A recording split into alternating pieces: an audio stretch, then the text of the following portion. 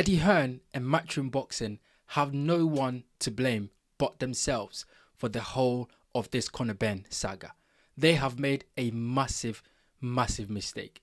An unforgivable mistake in business. You cannot make that mistake. It is just a rookie mistake for anyone with the expertise of Eddie Hearn and Matchroom Boxing to make. Now look, I am going to play this video so we can all watch it and discuss this. But I must say this. This is not to say that Conor Benn is exonerated from any sort of blame because, ethically, morally, he was wrong, right? He was in business with Eddie Hearn and he couldn't man up enough to say, I'm leaving, and to have a telephone conversation and talk things out and give his business partner and maybe a friend, the opportunity to counter the offer that was on the table. So Conor Benn, morally, has betrayed Eddie Hearn. But Conor Benn is not wrong in a business sense. Eddie Hearn has made a massive mistake from a business point of view. Now, I'm going to flip my screen here. And as you can see, I'm going to, talk about this conversation here, which reveals the state of affairs between Matchroom Boxing and Conor Benn and how they were operating. Have a listen to this. Way to go about things. And I think that's just basic morals, take out busy, to Do you ring take any responsibility for not securing the talent, though? Yeah, obviously. I'm not going to sit here and say, we didn't have him signed.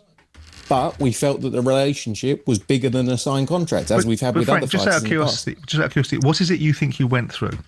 The reasons why you got caught in the crosshairs at Matchroom is because Eddie tried to keep this fight on when his fighter had failed drugs test, and any shrapnel that you guys caught was as a result of that. Look, I must take the time to think about this carefully, right? When I heard it for the first time, when I sort of understood the relationship between Eddie Hearn and Conor Benn and Matchroom Boxing, I took the time to sort of get my head around the whole thing because it doesn't make sense. They never had Conor Benn under contract. Conor Benn never signed a contract between himself and Eddie Hearn. How is that even possible? How is a massive business like Matchroom, which is across darts, boxing, and different form of sports in the world, a global business, not have a contractual agreement with one of their, famous fighters? How is that even possible? So basically, Eddie Hearn and Conor Benn shook hands and went, yeah, everything that we're going to deal with, everything that we're going to do is based on, us shaking hands and becoming friends. And, when it comes to business, you cannot have a business, situation where there's no contracts involved. Because guys, let's be honest, when money is involved, people do unimaginable things. When money is involved, people betray people do things. And especially because this is boxing. Boxing is one of those spooky, dark business to get into. And to sit there and not have a contractual agreement with one of your famous boxers, by the way, who had a fight with his rival. He made a lot of money, you made a lot of money, but there's no agreement contractually to say these are the parameters that we work in as business partners. It's just absolutely crazy to me. And that is why I say Eddie Hearn has nobody to blame but himself. From a business point of view, he cannot blame Conor Benn. He cannot blame Dana White. He cannot blame Turki Al-Sheikh. You did not have a contract to secure your fighter. You did not have clauses or things in the contract to say you're going to leave at this time or we're going to do this for you and then you can leave. And if you leave, you need to have you had no security.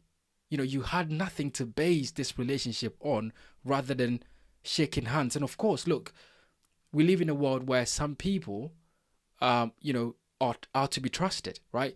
And Eddie Hearn made that sort of comparison between Conor Benn and Anthony Joshua, right? Anthony Joshua is a different character to Conor Benn. Some people will, take a handshake as a contract because they are men, they believe in their principles, and they live by that principle, but not everybody is the same. So for Eddie Hearn and Matchroom Boxing to sit there and not have anything in agreement, anything on paper, anything signed on a dotted line for Conor Benn and them to operate as business partners was just wrong. And, they have nobody to blame but themselves. They've brought everything onto themselves in this situation. And look, Conor Benn is getting a lot of flack. He's getting a lot of criticism. He's getting a lot of, stick for the way he conducted things. But if you look at it, Conor Benn did nothing wrong from a business point of view.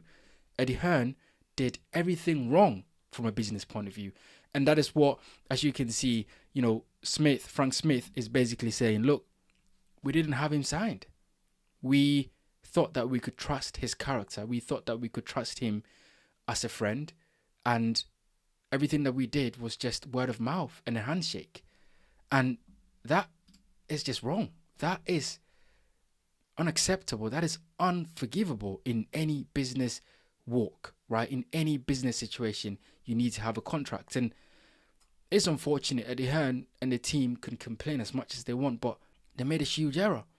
And boxing is a wild, wild west, as we've seen. And there's a new player in town. There are new people in town. And Eddie Hearn and Matchroom Boxing are finding it the hard way. And look, let's be honest, guys.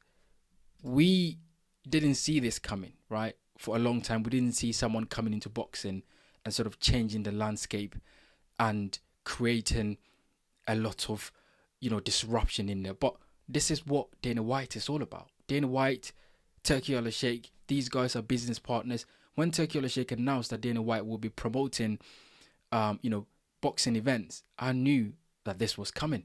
I knew that this was coming because Dana White is all about disrupting the situation, monopolizing the situation, controlling everything. That's what he's all about. So Eddie Hearn is facing difficulties that he's facing right now because these two guys, Dana White and Turki Al-Sheikh, are business partners, and they are trying to control everything.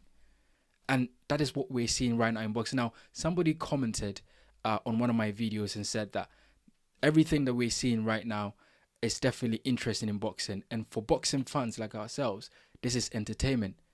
And they are 100% right. This is entertainment for us because we get to see what is happening, which normally we don't see behind closed doors, but we get to see that. And now we see the disruption happening and who is going to be the one to take over boxing. It looks like Dana White and Turki Al-Sheikh are working together to disrupt everything. But for Eddie Hearn, he needs to learn from this situation. And if he's not careful, if, for example, Eddie Hearn has other situations with other fighters where he hasn't really signed them or he hasn't tied them to any contract, you best believe that Dana White is sniffing around looking for those opportunities to sign those guys. And I would not be surprised if one of Eddie Hearn's guys, once again, leaves because Dana White promises them or Dana White offers them a massive amount of money to leave. I would not be surprised. I think we're going to see a lot of this happening. And even, a situation with Frank Warren's guys would probably be in the same predicament. But one thing we know about Frank Warren is he's very smart, he's very shrewd.